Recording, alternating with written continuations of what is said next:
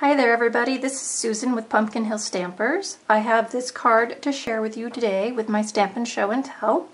So it must be Monday, Wednesday, or Friday because I try to be here every Monday, Wednesday, and Friday to give you a new video tutorial for a project you could do yourself. So if you like my creations, you can subscribe here to YouTube to see my show and tells, or you can also subscribe to my newsletter. There's a link below, and you won't miss anything that I'm putting out there as far as promotions, bundle to goes, which I'm going to talk to you about today, and also all that's going on with Stampin' Up. So let's go ahead and get started with this project. Today we're going to be using Petal Palette. It's this wonderful, beautiful stamp set that's in our Spring Occasions catalog. It's got great images and great wording, so we're going to use that today. It also comes with framelits, so you don't have to cut out your images by hand. You can use your Big Shot and die cut those. So I'm going to take this one out and this one out because we're going to use those on our card today. And I put a magnetic sheet in the cover of mine and put my dies there. That way everything stays together. You can get those from Amazon pretty cheaply. So there's that. This set also comes with coordinating textured embossing folders. These are about half size. There's two in this package called Petal Pair. One's got a floral pattern on it, which we're going to use on the card today, and one has this vine pattern on it. These measure about 2 1/4 inches wide, and they're about 6 inches long. So you can emboss and then have a full strip on your card if that's what you desire to use. So we're going to use that one today. Some other things we're going to be doing with this card today besides die cutting and embossing, we're going to watercolor with our aqua painter. If you have blends, you could use your blends on that. If you have markers, you can use the Stampin' Right markers. We are going to watercolor today. And then we're also going to be using this very vanilla satin ribbon, which I just think is beautiful and smooth. So we're going to use that on there as well. Okay, so let's go ahead and get started putting this card together today. I'm going to move it to the side. Hopefully you'll be able to see that and see what I'm doing as I work. So when you subscribe to my Bundle to Go program, the way I work it is you buy the product, and then each month I send you a new card kit creation for you to copy. So if you were to subscribe, this is what you would get in the mail. You would get a card kit with all the pre-cut pieces. You would also get a printout with photos and all the details, step-by-step instructions to make the card. You also get the video link to the tutorial like you're seeing here today, but only those who subscribe to my Bundle to Go will get all 6 video links. I only put the first one here to invite more of you to come and join us. Today we're using 3 greens. We're using Wild Wasabi, Pear Pizzazz, and Garden Green. Okay? And Very Vanilla is going to be our neutral. So first we're going to stamp in archival black ink. We're going to stamp the roses on watercolor paper. Now I'm using archival black because we are going to use the aqua painters and watercolor these. And the archival is designed to do for watercoloring. So I'm going to do that there.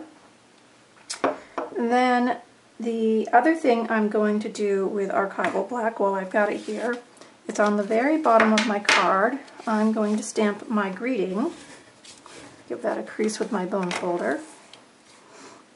And I'm doing best wishes today. I thought this would make a fun wedding card or anniversary card, so I'm doing best wishes. So there's that. Alright, now let's do some stamping while this dries a little bit before we watercolor. So I'm going to stamp the vine image, this leafy vine image, with Wild Wasabi on Wild Wasabi. You could also do it with your Versamark ink if you want it a little bit lighter. And I'm going to stamp off a little bit before I stamp. So I'm just going to put 3 of them, kind of creating a background on my paper. So I'm not really worried about which direction they're going, I'm just trying to fill in that paper. Then I'm also going to use this dot pattern and ink that in Wild Wasabi and stamp that off. And I'm going to put that right along the bottom. I'm kind of overlapping my words there. get a little texture on there as well. Okay, so there's the stamping. So now you would take your Pear Pizzazz and your folder, and you would go to your Big Shot and you would run this through your embossing folder. And with the magic of television, I've already done that for you. So that piece is done. That's going to go right on our card. Then you're going to take the garden green piece that I have here, and you would die cut this piece on your Big Shot, and you would end up with this nice leafy vine. And then you take your watercolor paper and the outline for the roses, and you die cut that, and you end up with this piece. So we have all that to work with. And then you also have two pieces of ribbon. One ribbon is going to wrap around the card. The other ribbon you're going to tie into a bow. So let me show you how I do that. I call this the bunny ear bow. So I kind of split it in half. I make 2 loops, and then I tie the loops to make the knot. And then I can pull it through. I can kind of pull it back and forth until it's the size and shape and evenness that I want it. And kind of fluff it a little bit too. So there's that. And then I just take my paper snips, I bring the tails together, and I just give that a snip to make those even. There. Okay, so I'll put that on my card when we're finished putting all the other pieces on. Alright, so let's start assembling some of our card here. So like I said, this first piece is going to wrap around. So I'm going to take my snail adhesive. Now I've decided to use, on my card, I'm going to use the debossed side. So when you run it through, you get 2 sides. So if it's raised up, it's the embossed, and if it's pressed down, it's the debossed. And I've decided I want to use the deboss on this card. But when you get your kit, you can choose how you put it together, because it's your card and you should make it the way you want it. So I just take some snail in the back, and then I wrap this around, and I just tack it into that adhesive, just like that. Okay. Now I'm going to pop this up on the card with dimensionals. If you have some of your edging, you can just take off a strip of edging, and what I do is I overlap it on that ribbon, kind of help hold it down. I know, it's kind of cheating, right? But it works. So do that, and then because this is so long, I'm going to add 2 more dimensionals here in the center, just to give that some support and lift on the card. So now we pull all this off. This last one off, I hope. There we go. Alright, did that all come off? No, little piece left. Alright, so now I'm just going to position this on my card above my words. I can have as much or as little of those dots showing. So there's our second layer of our card. So we've got our stamp layer, we've got our embossed layer. Now I'm going to add this leaf that we cut. I'm going to use glue dots. Now the glue dots are a little bit bigger than the solid leaves, so watch what I do. I put them on there, and I gently pull them up. I'm just going to work my way around the die, picking some solid spots to adhere. Oops. Alright. Then, if your glue dot is sticking out behind, just come from behind and give it a little roll or a pinch and make it fit where you placed it. That way you won't have its adhesive sticking on the front of your card, but your card will get adhered. So I'm just going to lay that across and press that down. Okay? Alright, so now we're going to put our roses on. You could watercolor them first. I'm going to put them on first. Doesn't really matter. I'm going to use dimensionals again. So I'm putting these on here. And so you can see I've stamped on the other side. Watercolor paper, if you stamp it the first time and you don't get a good image, flip it over, stamp it again. Watercolor paper is forgiving that way. And then you can use the side you like better. Okay, so that's lifted, and we're going to put that on right about there. Okay, so now we are going to watercolor our flowers there. Then we'll work on our inside. Okay, so let me zoom in for a minute so you guys can see what I'm doing. First, I'm going to bring in my Wild Wasabi ink, and then I'm also bringing in powder pink and Berry Burst.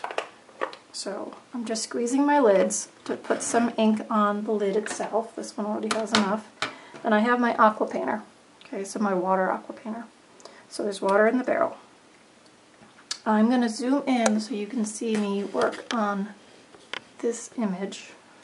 Move everything up a little bit. There we go. Okay, so with watercolor paper, okay, my ink is nice and dry. With watercolor paper, a lot of times I will give it a nice clean wash with my aqua painter. So just water. And what that does, it helps loosen up the fibers in your watercolor paper. Does that make sense? Watercolor paper is thick and fibrous, so if you pre-moisten it, not too much, but if you pre-moisten it, when you add the color, it will help the color move around and give you that watercolor look. Okay, I always have a piece of scrap on my table too, so that I can clean my brush. Okay, so I have that on the side, off camera here, but between colors I will clean my brush. So I'm going to start with the green, the Wild Wasabi. And I'm going to add a little water to my lid so I can pick up that green ink. And then I'm just going to come in and start painting my leaves. So if you have a nice light touch and if your paintbrush isn't too wet, you can quickly move around your image and add shading with your brush to the various parts of your image. And if after it dries you decide you want to add a little more shading, you just go right back over the top and add more color. So if it gets a little washed out as you go, let it dry and then go back and add a little more color. So, and by pre-wetting that paper, it helped it grab the second round with the color a little more easily. So, alright, cleaning my green off. Now I'm going to go in with the pink. So, I'm coming in with the powder pink first.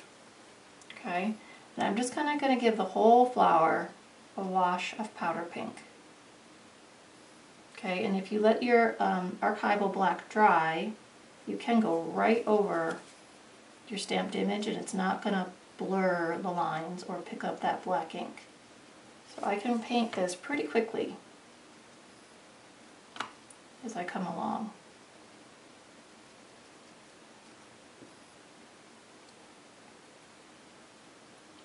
Now I could leave it that color, or if I want to add a second tone, which is what I've decided to use, I can bring my Berry Burst in. I'm going to pick up some Berry Burst from the lid, and I'm going to go ahead and just paint right over the top of the powder pink, but very lightly. And where it is lighter, that powder pink will show through, and where I have a little more ink of the Berry Burst on my aqua painter, it'll be a little bit richer of color. You know when you have flowers and they come and they're a beautiful rich color and then as they open they fade? That's kind of what I'm going for here, is that brilliant rose, but it's been opened, you've enjoyed them, and now they're a little bit faded. So, there we go. Alright. Now, the only thing that's left to do on the front of our card is the bow. So we've already put down the first ribbon. Okay, I'm going to zoom out again. You can work. So now I've got the bow that I've pre-tied. So I'm just going to stick that on a glue dot and add that wherever you decide you want it. to the front of your card. Okay? Now that has to dry a little bit, but that's fine. So now for the inside of our card, okay, we're going to have a liner. So there's another piece of Very Vanilla, and what I'm going to do is repeat the rose down here in the bottom. Oops, see, it didn't work out, so flip it over. Make sure you have enough ink on that stamp. Do it again. See, perfect this time. Alright, now I'm also going to add words. So this set comes with these nice words for couples. Put them over here. Okay, and that's going to be the inside of our card. Let me add some snail. So I often tell people stamp what you want on the inside first, just in case you do what I do and it doesn't come out clean and neat, and then add it when you're happy with your center. Okay, so, and then don't run your fingers over your ink because you don't want to smear it. Now, you could leave it black and white, or you could go back in and watercolor again on your Very Vanilla. But when you watercolor on Very Vanilla, because it's the thin Very Vanilla, you very lightly want to use almost a dry brush to do that. Okay? So whichever way you want to do it. You can color it, or you could leave it black and white. And then I've repeated that rose again on the envelope. So when you're done, there is your finished project. Pretty easy. Comes to you direct in the mail, so you can get right to it, watch the video, and then go to work. And it's your kit once you get it, so if you want to change it and make it different, it's totally fine. It's up to you. I have no rules. So that's it for today. So this is the first Bundle to Go card for the Petal Palette bundle. So you can purchase the bundle through me because I am a Stampin' Up! Demonstrator, or if you have a demonstrator, purchase the bundle through her.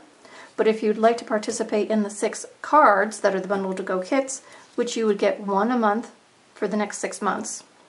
So you can get your stamps out and do a quick project once a month and really learn how to use the different images and do different techniques and have some fun, but right delivered to your door. You can contact me and let me know you want to participate.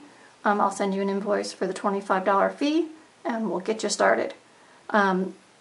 So I'll have all the details for this program in a link below. You can open it up, see the photo, see all the details, contact me to sign up. And if you want all the details for this project specifically, go ahead and contact me and sign up for my show and tell newsletter that comes out on Tuesdays. And there is where I have all the links and details for the projects that I show here on the show and tell. Alright everybody, I hope you enjoyed today. If you have any questions about this Bundle to Go program, please don't hesitate to contact me. I'd be happy to share them with you specifically. And until next time, have a fabulous day. Bye everybody.